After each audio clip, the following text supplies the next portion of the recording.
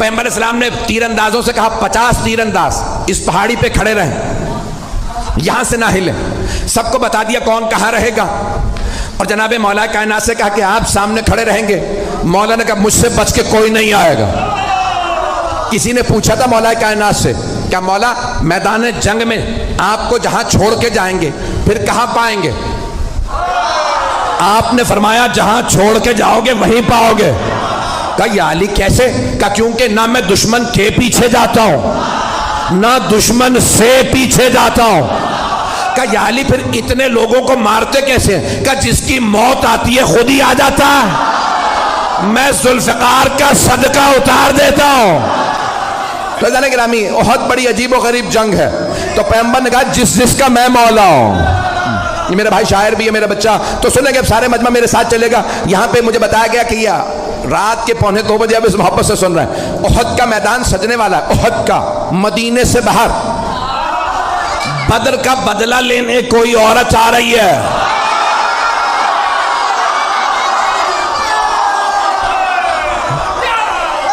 شوہر کا نام ہے ابو سفیان, بیٹا معاویہ, پوتا یزید, بھائی ولید, باپ عتبہ, بھائی شیبہ. پتہ نہیں لوگ ہیں یا نہیں ہیں, میں نے سارا شجرہ پڑھ دیا اس کا.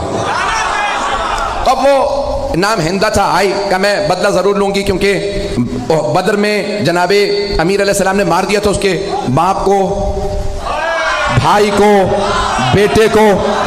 ایک جملہ روک کے یہاں پیش کر رہا ہوں, خدا کی قسم جب یہ پڑھتا ہوں تو میں یہاں نہیں ہوتا, نجف میں ہوتا ہوں. اب جملے کو سنیے گا, بڑے آرام سے پڑھوں گا, میرے سینے میں دم نہیں, گلے میں دم نہیں ہے. تو مولا کائنات نے خط لکھا تھا شام والے کو اور کہا کہ خبردار میرے مقابلے میں خود ہی آ جا.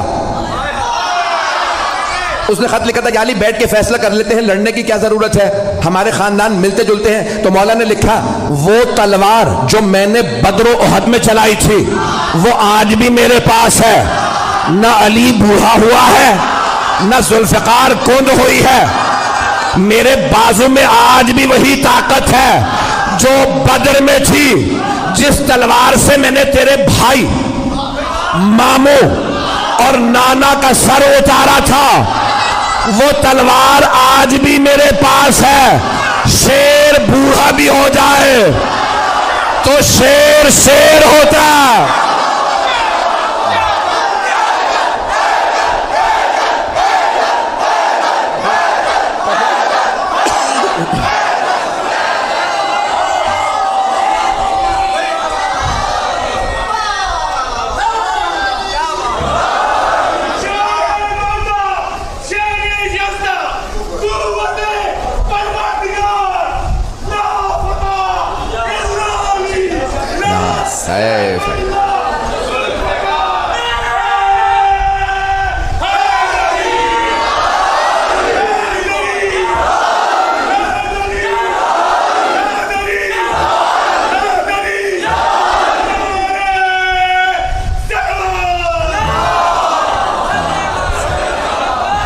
آپ کو سلام.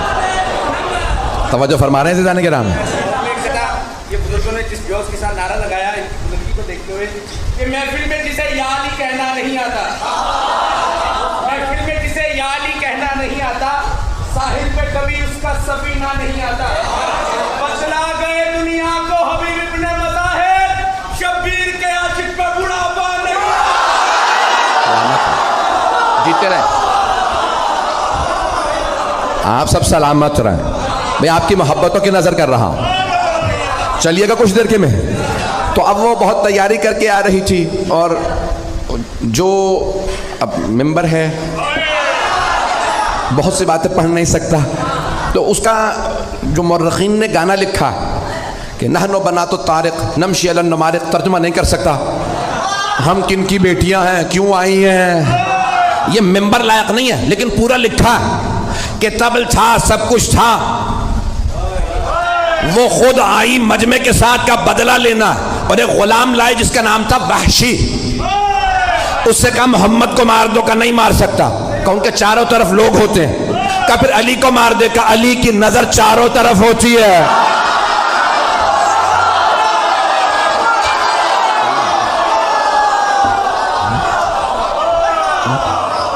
کہا پھر اب اور کچھ نہیں سنوں گی، حمزہ کو مار دے. کہا ماروں گا لیکن ایک شرط پہ، پشت سے.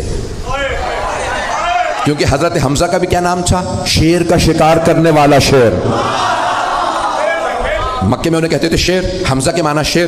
کہا میں سامنے سے نہیں ماروں گا تو پشت سے ماروں گا. کہا ٹھیک ہے تو بس حمزہ کو مار دے اور کچھ نہیں سنوں گی، بس بھائی مجھے پیش کرنا ہے. تو وہاں پورا میدان سجا، پیغمبر اسلام نے سب کو بتا دیا سالار علی ہے، علی کی نافرمانی نہ کرنا. اور آپ نے مختلف جگہوں پہ، کیونکہ پہاڑی علاقہ ہے، جو لوگ گئے ہیں حج پہ وہ گئے ہوں گے میدان احد میں. مجھے کئی مرتبہ اتفاق ہوا میدان احد عجیب و غریب میدان ہے. احد کا پہاڑ ابھی بھی ہے اور ابھی بھی آپ دیکھیں گے تو وہ کھلا ہوا پہاڑ کھلا ہوا ہے، کہ جہاں مولا کائنات نے پیغمبر کو ایک مرتبہ بچانے کے لیے دشمنوں سے کھڑا کیا تھا اور چاروں طرف پہاڑیاں ہیں اور پہاڑوں پہ دوڑنا بڑا مشکل ہوتا، بڑی پریکٹس چاہیے بھاگنے کے لیے. عام جوتے کام نہیں آتے.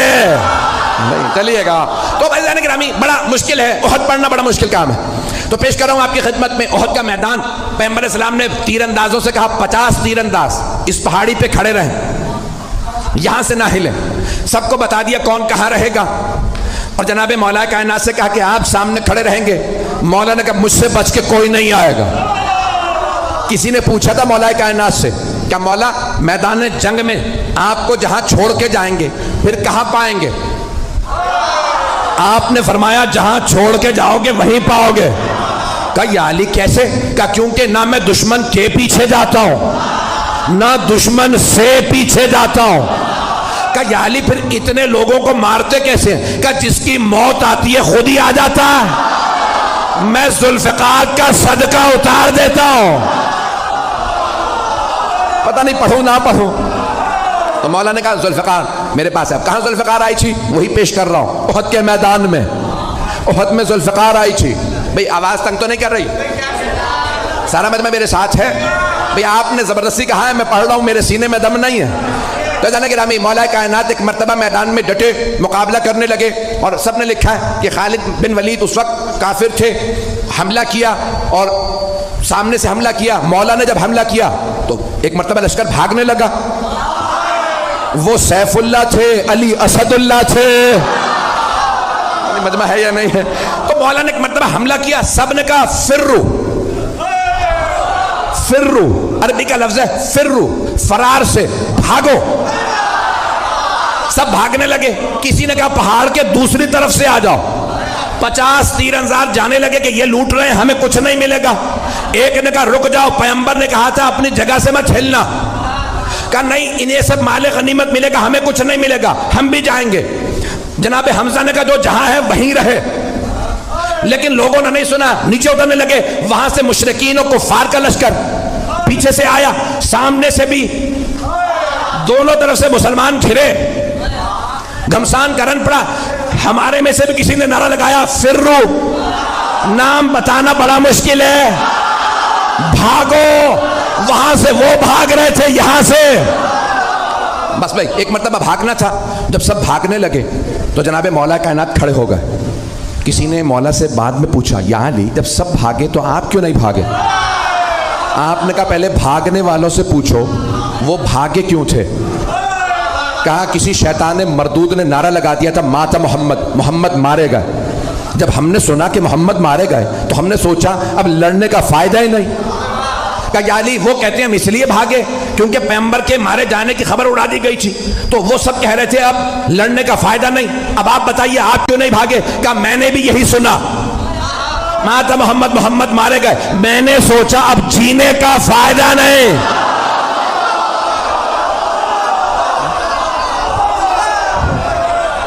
بس بھائی سن لیجئے گا، میں جو پیش کر رہا ہوں میرے تمام بھائی، میرے بزرگ، میرے بچے، ان جملوں کو سن لیجئے گا، آپ کی محبتوں کی نظر کر رہا ہوں. ایک مرتبہ جناب امیر علیہ السلام نے فرمایا مجھے تعجب ہے بھاگنے والوں پہ. انہوں نے کتنی کتنی زندگی بڑھوا لی بھاگ کے. بھاگنے سے زندگی بڑھ نہیں جاتی، جہاں لکھی ہے وہیں موت آئے گی. عزیزان گرامی ایک مرتبہ سارا میدان خالی، کچھ شہید ہو گئے کچھ بھاگ گئے. جناب امیر نے دیکھا پیغمبر احد کے پہاڑ پہ کھڑے ہیں. جناب مولا مشکل کشا پہاڑ پہ چڑھے، دونوں ہاتھوں پہ پیغمبر کو اٹھایا اور چیخ چیخ کے فرمایا ھذا محمد رسول اللہ، ھذا محمد رسول اللہ، 3 مرتبہ کہا ھذا محمد رسول اللہ، اللہ کے رسول محمد یہ رہے۔ پیغمبر کو یاد رہا، علی نے کہا تھا ھذا محمد رسول اللہ، تو آپ نے فرمایا من کنت مولا فھذا، احد کا بدلہ غدیر میں دیا۔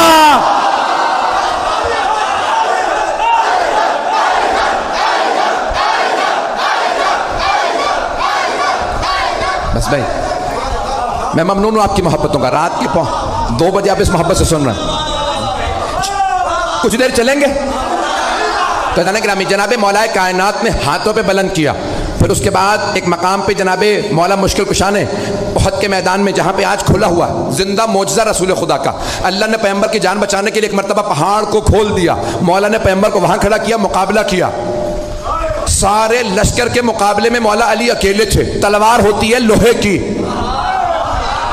ایک تلوار سے مولا لشکر کو روکتے تھے، سب کی تلواریں پڑی، تلوار ٹوٹی، مولا علی کی تلوار میں دم نہیں تھا، بازو میں تھا، سارے لشکر میں دم نہیں تھا، ٹوٹی ہوئی تلوار والے سے لڑ لے، نہیں ہے مجمع۔ مولا نے آوازی یا رسول اللہ میری تلوار ٹوٹ گئی، پیغمبر نے کھجور کے درخت کی ٹہنی توڑی، کہا یا علی مقابلہ کیجئے، مولا نے نہیں کہا وہ لوہے کی تلواریں یہ درخت کی ٹہنی، مولا نے ٹہنی اٹھائی ٹوٹی، مولا نے کہا یہ بھی ٹوٹ گئی، دوبارہ پھینکی، جب تیسری مرتبہ ٹہنی دی اللہ نے کہا جبرائیل ذوالفقار لے، جناب جبرائیل چلے قصیدہ پڑھتے ہوئے لا فتح الا علی لا سیف الا ذوالفقار۔ علامہ اقبال نے فرمایا شاہ مرداں شیر یزداں قوت پروردگار لا فتح الا علی لا سیف الا ذوالفقار۔ عزیزان گرامی مولا کائنات نے تلوار کھینچی، مقابلہ کیا، ایک مرتبہ ہندہ نے کہا ابو سفیان سب سے کہو چلیں، علی اکیلے سب پہ بھاری ہے۔ عزیزان گرامی جو پیش کر رہا ہوں کہ مولا کائنات اس حالت میں بھی سرور کائنات کا دفاع کر رہے ہیں کہ جب تنہا ہے اور وہاں لشکر ہے، لوگوں نے لکھا 1000 کا لشکر اور مولا کائنات تنہا لڑ رہے تھے۔ ایک جملہ پیش کرنا چاہتا ہوں، شاید سوچ رہا ہوں پیش کروں نہ کروں، مجھے جانوروں کے متعلق تحقیق کرنے کا بہت شوق ہے، ٹی وی پہ پروگرام آتا ہے تو دیکھتا ہوں، تو ایک دکھا رہے تھے کہ شیر کا شکار کرنے والا انگریز تھا، تو اس کے ساتھ کیمرہ کرو گیا، اس نے ایک شیر کو گولی ماری، شیر گر گیا، تو انہوں نے کہا جاؤ آگے، کہا نہیں تمہیں نہیں پتا یہ شیر ہے۔ سنیے گا کچھ لوگ پہنچ گئے، وہ شکاری تھا، اس نے کہا میں نے 60-70 سے زیادہ شیر مارے ہیں، تو کہا تم اتنے شیر مار چکے آگے بڑھو، کہا نہیں گولی لگی ہے کیا پتا زخمی ہو، کہا نہیں ہل نہیں رہا، سانس نہیں لے رہا، کہا تم سمجھ رہے ہو سانس نہیں لے رہا، میں نے اتنے شیر مارے ہیں مجھے پتا ہے زخمی شیر زیادہ خطرناک ہوتا، میں نے بہت سوچا جنگل کا شیر اتنا روب، وہ جو اللہ کا شیر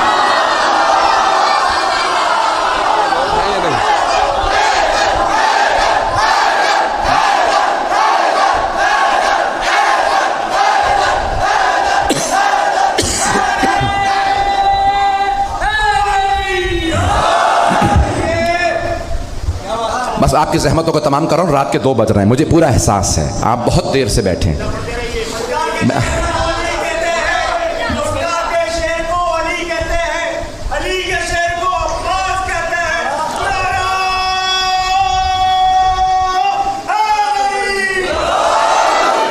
بس بھائی آپ کی محبتوں کے لیے پیش کر رہا ہوں۔ اس وقت ہندا نے وحشی سے کہا دیکھ حمزہ کہاں ہے، تو جناب حمزہ جب گھمسان کا رن پڑا نا، لوگ بھاگنے لگے، تو جناب حمزہ اسی دوران پیغمبر کے دفاع میں کھڑے تھے، بنی ہاشم بھاگنے والوں میں نہیں تھے، جناب حمزہ بزرگ تھے، جوان نہیں تھے، سفید ریش تھے. جب لڑ رہے تھے تو وحشی نے کیا کیا، وہ چھپ کے پیچھے سے، جیسے جناب عباس کو میدان کربلا میں چھپ کے وار کیا بازو پر، اس نے چھپ کے وار کیا، نیزہ مارتا تھا. اور وہ اتنا دقیق نیزہ باز تھا کہ چلتے ہوئے آدمی سے کہتا تھا کہ تم مختصر سا ایک دائرہ اٹھاؤ، میں اس سے نیزہ گزار دوں. تو اس نے جناب حمزہ کو پشت سے نیزہ مارا جو سینے سے باہر آ گیا. جناب حمزہ کے جب سینے سے نیزہ باہر نکلا تو جناب حمزہ نے فوراً رسول خدا کی طرف دیکھ کے اشارہ کیا، السلام علیکم یا رسول اللہ. زمین پہ آئے. مولا سجاد کی حدیث ہے، پیغمبر کی زندگی میں سب سے غمگین 2 دن تھے. ایک وہ جس دن جناب جعفر طیار کی شہادت ہوئی، بازو قلم ہو، تو پیغمبر ممبر پہ آ کے رو رو کے کہتے تھے میرے بھائی کے بازو کٹ گئے ہیں. اور اس سے بھی زیادہ مولا سجاد فرماتے ہیں غمگین دن وہ تھا جب آپ کے چچا کے سینے میں برچھی لگی. نیزہ مارا نا پشت سے، سینے سے نکلا. جب سینے سے نیزہ نکل آیا جناب حمزہ زمین پہ گرے. ہندا نے فوراً کہا وحشی سے، حمزہ کا سینہ چاک کر دے. وحشی نے پورا گلا کاٹا، سینہ چاک کیا، کہا مجھے دل اور حمزہ کا کلیجہ نکال کے دے. آپ نے زیارت عاشورہ پڑھی، امام نے کیا فرمایا، وَابْنَ آكِلَةِ الْأَكْبَادِ اللعین ابن اللعین، کلیجہ چبانے والی کا بیٹا. رسول خدا کو کبھی وہ غم نہیں بھولا. جب اس نے کلیجہ سینہ چاک کیا نا تو اس نے کہا کہ بھئی ان کا مسئلہ کر دو، آنکھیں نکالو، ناک کاٹو، ہونٹ کاٹو، کان، ہاتھوں کی انگلیاں، پاؤں کی انگلیاں، اسے کہتے ہیں مسئلہ کرنا. اسلام میں حرام ہے، کافر کا بھی مسئلہ نہ کرو. تو اس ملونہ نے جب کہا تو ایک مرتبہ وحشی نے ساری انگلیاں کاٹیں. جب کلیجہ نکالا وہ کھانا چاہتی تھی. معصوم فرماتے ہیں اللہ نے حضرت حمزہ کا کلیجہ اتنا سخت کر دیا تاکہ مشرکہ کے جسم کا حصہ نہ بنے.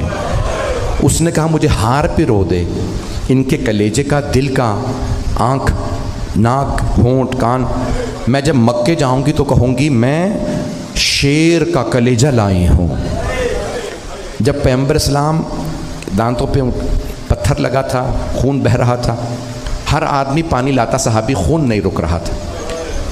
جناب سیدہ کے کانوں میں مدینے میں آواز پہنچی، پیغمبر کے دندان مبارک پہ چوٹ لگی ہے. حضرت صفیہ رسول خدا کی پھپھی تھی، انہیں پتہ چلا حضرت حمزہ کو چوٹ لگی، نہیں بتایا، شہید ہو گئے. سب بیبیاں مدینے سے رسول خدا کی عیادت کے لیے احد آ گئیں.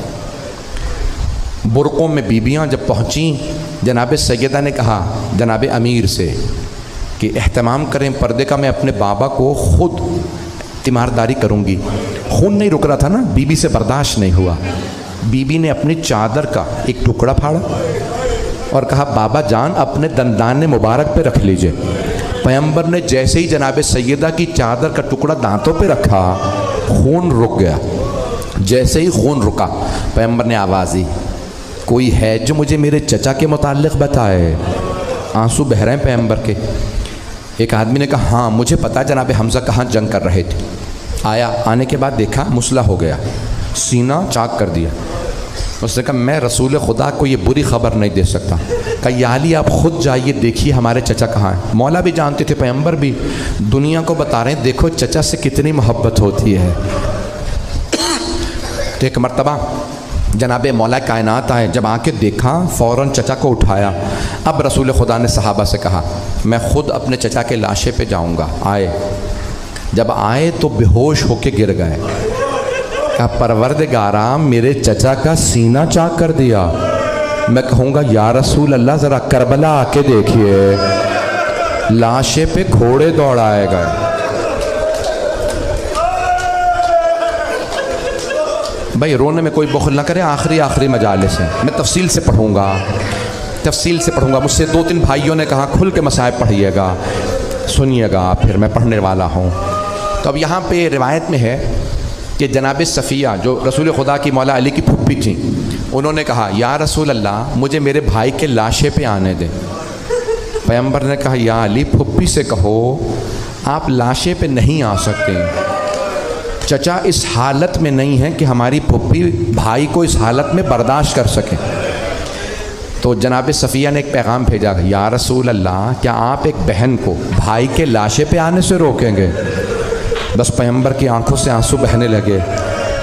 میری طرف دیکھیے گا، پیغمبر نے اپنی ابا اتاری، جناب حمزہ کو اڑھائی.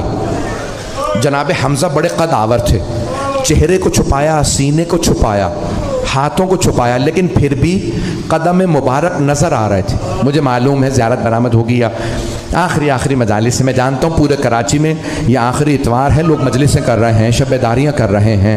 نہیں معلوم ہم میں کون اگلے برس ہو کون نہ ہو. آئیں ذرا ہاتھوں کو اٹھا کے میری ایک دعا کا جواب دیجیے گا. پروردگار ہمیں اگلے برس دوبارہ مہلت نصیب فرما کہ ہم امام حسین کی عزاداری کریں. لیکن پروردگارہ اگر تو نے اپنے قضاء و قدر سے فیصلہ کر دیا کہ یہ ہمارا آخری محرم و سفر تھا، تو پروردگارہ ہمیں مولا حسین کی شفاعت نصیب فرما. بس بھئی اب سنیے گا مسائل، میں تفصیل سے پڑھنا چاہ رہا ہوں. تو رسول خدا نے پورا بدن چچا کا ڈھانپ دیا، پھر بھی پاؤں نظر آ رہے تھے کہ انگلیاں کاٹ دی گئی ہیں. رسول خدا نے کہا یا علی کچھ کھجور کے پتے لائیے، میں چچا کے پاؤں چھپا دوں تاکہ ایک بہن بھائی کو اس حالت میں نہ دیکھے. پیغمبر نے اپنے چچا کے پاؤں بھی چھپا دیے. اب آئیں جناب صفیہ جو حضرت حمزہ کی بہن تھیں، کچھ دیر بیٹھی روتی رہیں. پیغمبر نے پورے بدن کو ڈھانپ دیا تھا. میری طرف دیکھیے گا، پیغمبر اسلام نے بدن کو ڈھانپ دیا. جناب صفیہ جناب حمزہ کے پاس بیٹھی رو رہی ہیں. روتے روتے جناب صفیہ نے چہرے سے ابا کو ہٹایا. بس ابا کا ہٹانا تھا. جناب صفیہ نے چہرہ دیکھا، فوراً بے ہوش ہو گئیں. ایک جملہ کہہ کے ہائے میرے بھائی کا مسئلہ کر دیا، میرے بھائی کے چہرے کے اعضاء کو کاٹا. جناب صفیہ برداشت نہ کر سکی. ایک بازو جناب رسول خدا نے پکڑا، دوسرا بازو جناب علی مرتضیٰ نے، پھپھی کا، دونوں کی پھپھی تھی. کہا پھپھی کو اٹھاؤ یا علی مدینے لے چلیں. دو بھتیجوں نے پھپھی کو سہارا دیا، مدینے واپس لے آئے. ایک اور پھپھی ہیں جو بھائی کے لاشے پہ آئیں، بھائی کی پسلیاں ٹوٹ چکی ہیں، گھوڑے لاشے پہ دوڑائے گئے. اجرکم اللہ. ایک بہن رو رو کے کہہ رہی ہے صلی علیک ملیک السما، یا جدہ نانا ذرا آ کے دیکھیں یہ آپ کے نواسے حسین کے لاشے پہ گھوڑے دوڑائے گئے. نانا حسین کا لاشا بڑا زخمی ہے، نانا حسین کا سر قلم کر دیا گیا. اجرکم اللہ، اجرکم اللہ. رونے میں بخل نہ کیجیے گا. مجھ سے کسی نے کہا تھا چھوٹی بی بی کے مسائل، بانی مجلس نے کہا میرا 1 برس کا بیٹا ہے، میں نے یہ مجلس بیٹے کی طرف سے رکھی ہے تاکہ بیٹے پہ اثر ہو. مولانا اگر ہو سکے جناب سکینہ کے مسائل پڑھ دیجیے گا، چھوٹی بی بی کے. اب میری طرف ضرور دیکھیے گا، 5 منٹ کی زحمت دوں گا. جانتے ہیں جب خنجر چل رہا تھا ایک بیٹی اور بہن دیکھ رہی تھی. بہن برقعے کا دامن پھیلا کے کہتی تھی اما فیکم مسلم، کیا تمہارے درمیان کوئی مسلمان نہیں ہے؟ یہ تمہارے نبی کا نواسا، میری ماں نے چکیاں پیس کے پالا تھا. اجرکم اللہ، اجرکم. اور ایک بیٹی رو رو کے کہتی تھی مت مارو میرے بابا کو، مت مارو میرے بابا کو. اجرکم اللہ. شاید آپ کے گھر میں بھی چھوٹی بچیاں ہوں. اجرکم اللہ. یہ جناب سکینہ بنت الحسین ہے. عزیزان گرامی، یہ شام کا واقعہ پیش کرنا چاہتا ہوں. کربلا سے بی بی شام گئیں، جس روایت کو پڑھنا چاہتا ہوں شاید برداشت کر سکیں. آج مردوں میں کوئی ہو نہ ہو، میرا دل کہتا ہے بیویوں میں ایک بی بی ضرور آئیں گے جنہوں نے بیٹی کے کانوں سے بہتا خون دیکھا ہے، جنہوں نے جب شام سے رہائی ملی. آنکھیں بند کر کے ذرا شام چلیے گا، مجھے معاف کر دیجئے، آخری مجلس ہے. پروردگارہ یہ آخری مجلس قرار نہ دے. جب شام سے تبرکات واپس آ رہے تھے، پہلے سرائے پھر تبرکات واپس آئے. مولا سجاد نے فرمایا تھا یزید سے کہو شہداء کے سر واپس کر دے. سر آ گئے. پھر کہا یزید سے کہو جو تبرکات لوٹے تھے وہ واپس کر دے. رات کے 2 بج رہے ہیں، آپ تھک گئے ہوں گے نا، سارا دن آپ نے کام کیا، کئی گھنٹوں سے مجلس میں بیٹھے ہیں، لیکن آپ بیٹھے تو نہیں رہیں گے، اپنے بستروں پہ چلے جائیں گے نا. ہائے علی کی بیٹیاں کربلا کے بعد ریت پہ بیٹھی رہیں. ہائے علی کی پوتیاں. میرا بھائی برداشت نہیں کر رہا، میرا بچہ بس بھائی روکے نہیں، بس بھائی میں مکمل کر رہا ہوں. ہائے علی کی پوتیاں زندان میں بھی خاک پہ بیٹھی رہتی تھی. اجرکم اللہ. آخری جملے میری طرف دیکھیے گا, آخری جملے پڑھ رہا ہوں, جس روایت کو پڑھنا چاہتا ہوں میری طرف دیکھیے گا. ایک مرتبہ شہداء کے سر آ گئے, تبرکات واپس آ رہے, تبرکات. پہلے تبرکات میں ایک چادر آئی. جناب زینب نے کہا لاؤ میری ماں کی چادر مجھے دے دو. چادر تطہیر کو لیا. اتنے میں ایک آدمی ایک انگوٹھی لایا. جناب زینب نے پوچھا انگوٹھی کس کی ہے؟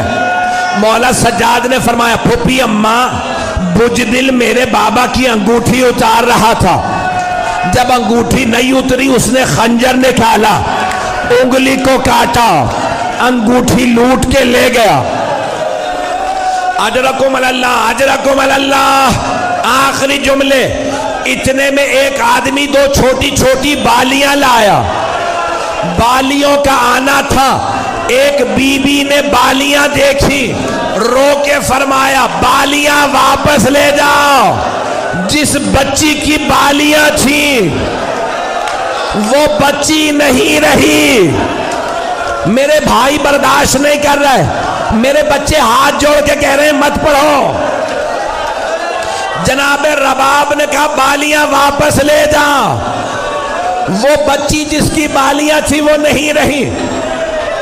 بھئی ایک ہی تو بی بی تھی جن کے کانوں سے خون بہ رہا تھا. وہ شام غریبہ میں رو رو کے کہتی تھی چچا عباس میرے کانوں سے خون بہ رہا.